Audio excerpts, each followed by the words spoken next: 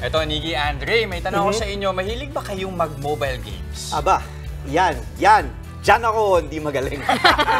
Hindi, naglalaro ako. Sinubukan ko yung Mobile Legends Bang Bang.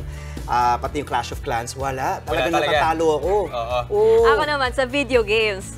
Kasi magkaiba yung online eh. Mas video games. Ang huli ko kasing online game. Ano? Candy Crush. Eto na. Mahirap yun.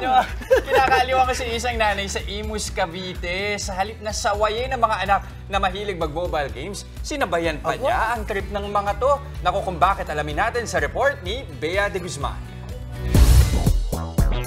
Cellphone dito, cellphone doon. Pag nakita ka ni nanay, naka-cellphone mo yan! lagot! May asikaso na kayo. Invite kayo dyan. Tama na yan. Tama na! Dito na yan! Si Nanay Alma Inario. Relate much sa mga nanay na panay ang saway. Pero sabi nga, if you can't beat them, join them. Imbis na pagalitan ng mga anak, si Nanay Alma, abay sumali pa nga. Nung trinay kong maglaro, kasi noong una, di pa kasi ako marunong, kaya parang ba to, ganun. Nasaan ako? Doon, andyan ka, ayun kalaban mo. Ay, magtago pa sila buwan. Ang gaming session ni Nanay Alma at 3 anak, naka-livestream pa. So, ang nanay nyo, papatanggal ng stress. Bubunutin ko na yung wifi. Dahil sinamahan ko sila maglaro para pag tigil ko, tigil din sila.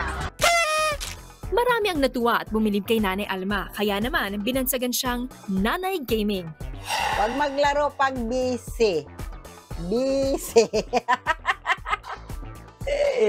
Pag free time lang, pag free time tayo. Sige na. Okay na ako, Nay. Sige, start! Ano ka tagal na lang yun? Masagal ko yun. 20 minutes. May pasok ba? May pasok ba kayo mga anak? Pero ang pagiging nanay, minsan nadadala ni Aling Alma hanggang sa laro kapag may pasaway. Napagsasabihan ako lalo na nung bago pa lang ako. Ganun na, bobo ka, ganun. Matanda ka na, naglalaro ka pa. Pero hindi ko sila pinapatulan. Panay pa raw ang kanyang bilin. Tapos na ba kayo sa mga assignment nyo? Dapat bago kayo maglaro, tapos na ang lahat. Sinasabi naman nila, tapos na na. Ayon kay Nanay Alma, marami ang magandang dulot ng pagsali niya sa trip ng mga anak. Mas nakukumbinsi pa nga raw niya ang mga ito na limitahan ang paggamit ng cellphone. Pag oras na hindi naglalaro, baba ang cellphone, focus sa kung anong ginagawa ng family. Naging bonding na ng pamilya ang paglalaro. Pati ang tatay nila na isang OFW, nakikijoin na rin. Ang hinahanap yung tatay nyo! Ha? Nakita nyo na daw!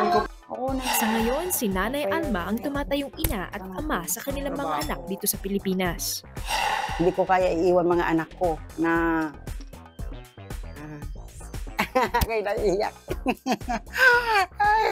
Ang nanay hindi kaya iwan yung mga anak hanggat hindi stable. Ang pagmamahal ng isang ina sa kahit anong laro o hamon ng buhay, hahamakin ang lahat para sa ikabubuti ng mga anak.